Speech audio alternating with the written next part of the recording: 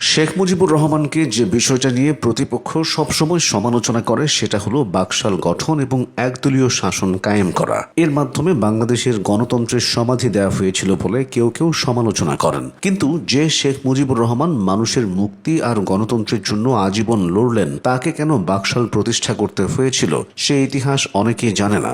বাকশাল কি এবং কেন প্রতিষ্ঠা করা হয়েছিল সে সম্পর্কে জেনে নেওয়া যাক।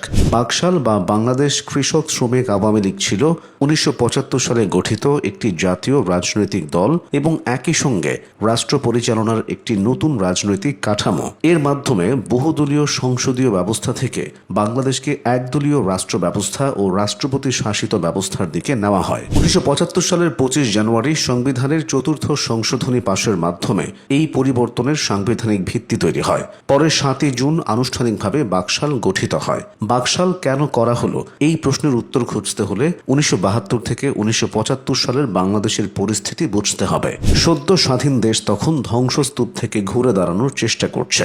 যোগাযোগ ব্যবস্থা, শিল্প, কৃষি, খাদ্য সরবরাহ ও প্রশাসন সব ক্ষেত্রেই ছিল বড় সংকট। এর সঙ্গে যুক্ত হয় রাজনৈতিক অস্থিরতা, বামপন্থী আন্দোলন, আইন শৃঙ্খলার অবনতি এবং সরকারের বিরুদ্ধে দুর্নীতির অভিযোগ 1974 সালের ভয়াবহ দুর্ভিক্ষ পরিস্থিতিকে আরও সংকটময় করে তোলে। একই সময়ে বৈদেশিক মুদ্রার সংকট, খাদ্য ঘাটতি ও অর্থনৈতিক দুরবস্থাও সরকারের উপর ব্যাপক চাপ তৈরি করেছিল। এই পরিস্থিতিতে বঙ্গবন্ধু শেখ মুজিবুর রহমান মনে করেছিলেন প্রচলিত সংসদীয় কাঠামো দিয়ে দ্রুত দেশের অর্থনৈতিক ও রাজনৈতিক সংকট মোকাবিলা করা কঠিন। এরপর 1975 সালের 25 জানুয়ারি সংবিধানের চতুর্থ সংশোধনীর মাধ্যমে সংসদীয় পদ্ধতির পরিবর্তে রাষ্ট্রপতি শাসিত ব্যবস্থা চালু হয় এবং রাজনৈতিক কাঠামোয় বড় পরিবর্তন আনা হয়। সংসদের ক্ষমতা কমে যায় এবং বিচার বিভাগের স্বাধীনতাতেও পরিবর্তন আসে। 1975 সালের 24 ফেব্রুয়ারি বঙ্গবন্ধু সব রাজনৈতিক দল বিলুপ্ত করে একটি জাতীয় দল গঠনের ঘোষণা দেন এবং 7 জুন বাংলাদেশ কৃষক শ্রমিক আওয়ামী লীগ